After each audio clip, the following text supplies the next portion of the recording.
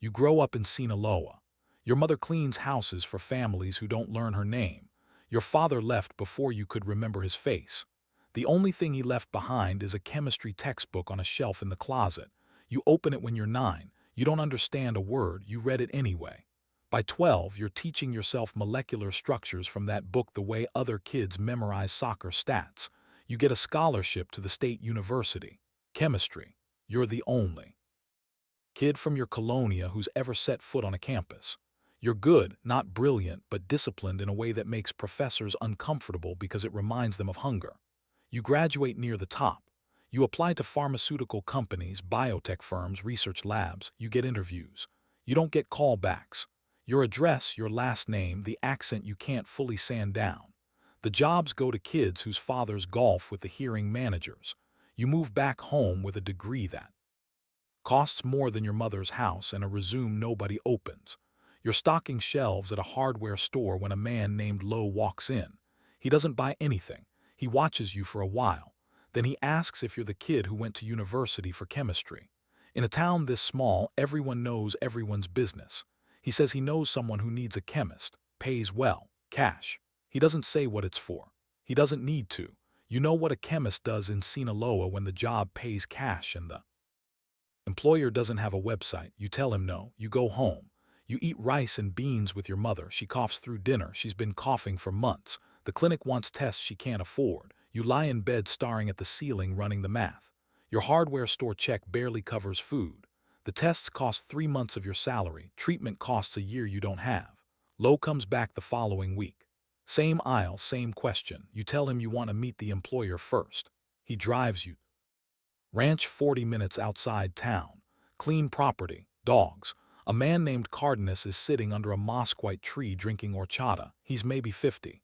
Calm, speaks softly. Doesn't look like what you expected. He asks about your degree, your GPA, what you know about organic synthesis. It's a job interview. He's reading your transcript like an HR manager.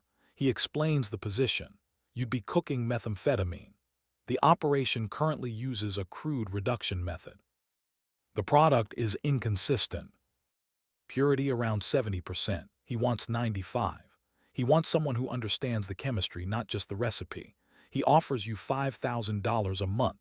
Your hardware store pays $400. He sees you doing the math. He doesn't rush you. He just sips his horchata and waits. You start the following Monday. They drive you blindfolded to a location in the Sierra. When the blindfold comes off, you're standing in a concrete building with no windows. Inside, it's a mess. Plastic buckets, garden hoses, propane burners on dirt floors. The smell hits you like a wall. Ammonia, solvent, rotten eggs. 2 men are standing over a cook that looks like a middle school science experiment gone wrong. This is the operation you're supposed to fix. You almost laugh. Almost. You spend the first week not cooking. You inventory, you test the precursors. You measure contamination levels. You sketch a floor plan on the back of a feed bag. You write a list of equipment you need: proper glassware, a reflux condenser, a rotary evaporator, accurate scales, pH meters, ventilation. Cardenas reads the list. Doesn't blink at the cost. A truck arrives 4 days later with everything on it. You realize you just submitted a purchase order and it got approved faster than any university lab grant you ever applied for. The cartel has better procurement than the Mexican education system. You rebuild the lab from scratch. You design a synthesis route using pseudoephedrine reduction with hydroiodic acid and red phosphorus. Clean, controlled, repeatable. Your first batch tests at 96.2%. Purity. Cardenas holds the sample bag up to the light like a jeweler examining a diamond. He doesn't say good job, he says make more, you make more. Within 2 months, you've trained 2 assistants, former farm workers. They can't spell methamphetamine, but they can follow instructions. You teach them the way your professors taught you. Step by step. Measure twice. Temperature matters. Contamination kills yield. One of them, a kid named Pleto, maybe 19, asks you one night why the stuff has to be so pure. You tell him purity means consistency. Consistency means repeat customers. Repeat customers mean revenue. You're describing addiction economics, and you frame it like a business lecture. He nods like it makes sense. It does make sense. That's the problem. Production scales. One lab becomes two, two becomes four. Cardenas assigns you a driver, a bodyguard, and a burner phone that changes every 2 weeks. You visit each lab on a rotation. You quality test every batch. You reject anything below 94%. The cooks learn fast that failing your inspection means losing their bonus. You've created a quality control system for poison. You've built a manufacturing process with standards and metrics and accountability. Everything your degree trained you to do just applied to the wrong product. The money changes things. Your mother gets her tests, lung infection treatable. You pay for the antibiotics. You pay off the house. You buy her a new stove. She asks where the money comes from. You tell her you got a job at a pharmaceutical company in Guadalajara. She believes it because she wants to. You visit every 2 weeks. You bring groceries. She makes you dinner. You sit at the table where you grew up and eat with hands that cooked 60 kilos of methamphetamine that week. She tells you she's proud. You chew slowly so you don't have to respond. 6 months in, Cardenas introduces you to the distribution side, not because you asked, because he wants you to understand the full supply chain. Says a cook who understands the market makes better product. He drives you to a warehouse where your product gets cut, packaged, and loaded into vehicles with hidden compartments. You see the volume for the first time. What leaves your labs in bags leaves this warehouse in tons. Your 4 labs are a single node in a network that stretches from Sinaloa to Chicago. You do the math on the spot. Street value of your monthly output is roughly $12 million. You make $5,000. You're the most underpaid employee in the organization by a factor you can't calculate without feeling sick. You ask Cardenas for a raise. He smiles. He gives you $8,000 a month and a truck. He also gives you a piece of information you didn't ask for. He tells you about the last cook. Good chemist, reliable, got greedy, started skimming precursors and selling product on the side. They found him in a barrel of acid in the same lab where he used to work. Cardenas tells you this story over lunch. He's eating a Torah. He doesn't change his tone between describing the food and describing the barrel. You understand the message. The raise is real. So is the barrel. A new problem arrives. The pseudoephedrine supply gets choked. Federal crackdown on pharmacy sales. Your precursor pipeline dries up in 2 weeks. Cardenas doesn't panic. He asks you for a solution. You spend 3 days in the lab working through alternative synthesis routes. You land on P2P phenylacetone-based harder to cook more toxic, more steps. But the precursors are industrial chemicals, paint thinner, benzaldehyde nitroethane, things you can buy in bulk from legitimate chemical suppliers with fake company paperwork. You present the new route to Cardenas like a product development pitch. He listens. He nods. He asks how long to retool the labs. You say 2 weeks. He gives you 10 days. You retool. The P2P method produces a racemic mixture, both left-handed and right-handed molecules. Only one gets you high, the other is dead weight. Your purity numbers look great on paper, but the effective potency is lower. Users notice. Cardenas notices. You solve it with a reductive amination tweak and a chiral resolution step that separates the isomers.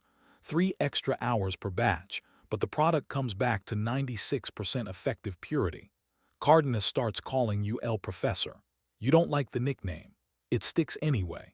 You've been cooking for a year when you see the other side of the product for the first time. Cardenas sends you to Tijuana to consult on a lab that's having contamination problems. On the drive through the city, your driver takes a wrong turn through a neighborhood called Zona Norte. You see them sitting on curbs, standing in doorways, lying on cardboard.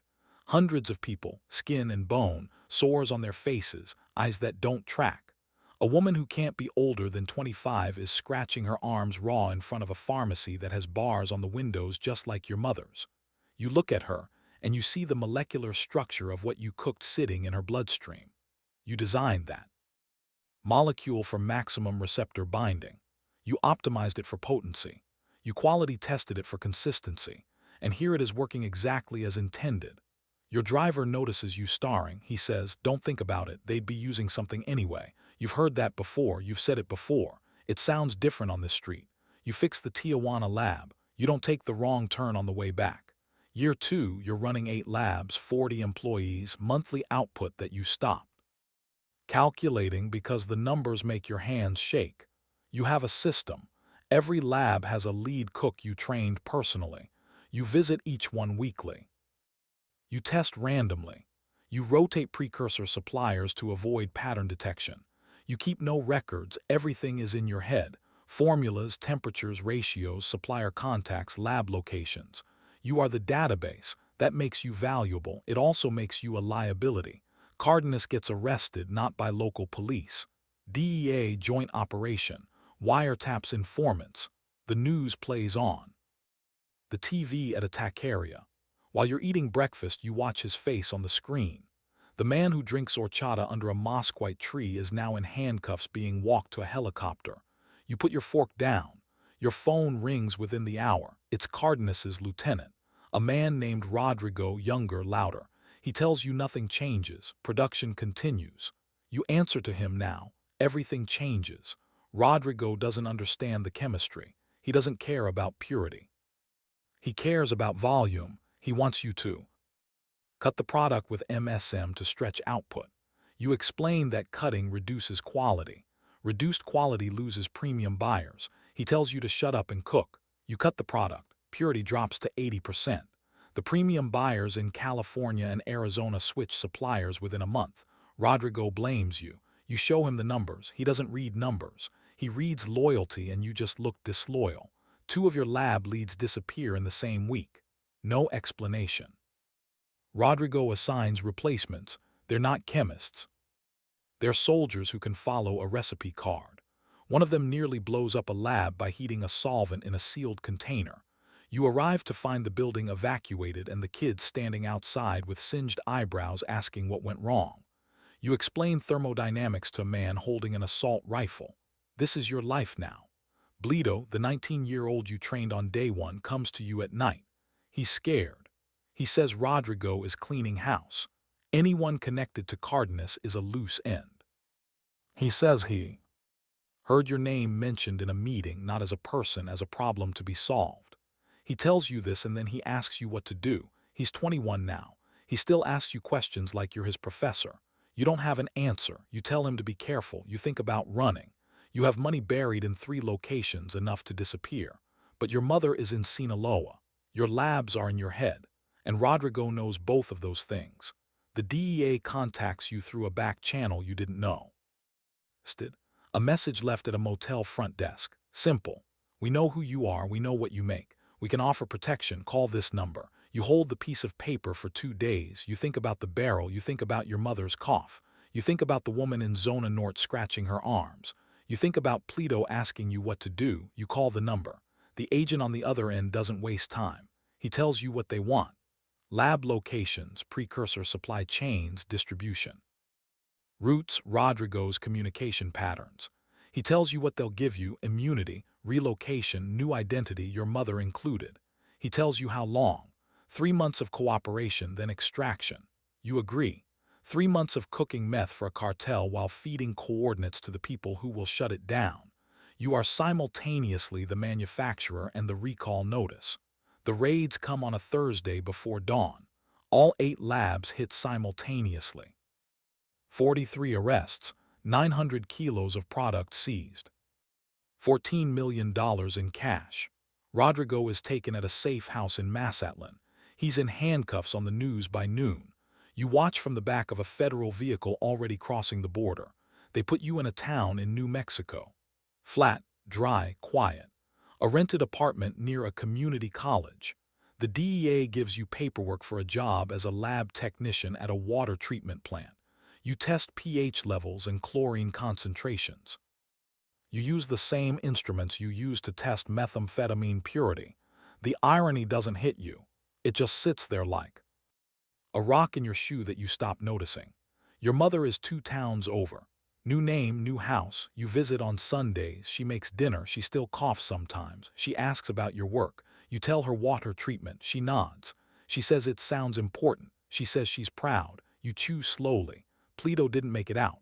You learned this 6 months later from a news article about cartel violence in the Sierra. No names, just a number. 14 bodies found in a mass grave near an abandoned building. Building matches the description of Lab 4, the one Pluto ran. You read the article twice. You close the laptop, you go to work, you test the water. The pH is 7.2 within range. You log it and move on. Some nights you sit at your kitchen table with a notebook and a pencil.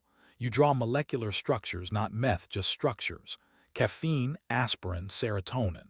The shapes calm you down the way music calms other people. You fill notebooks with them.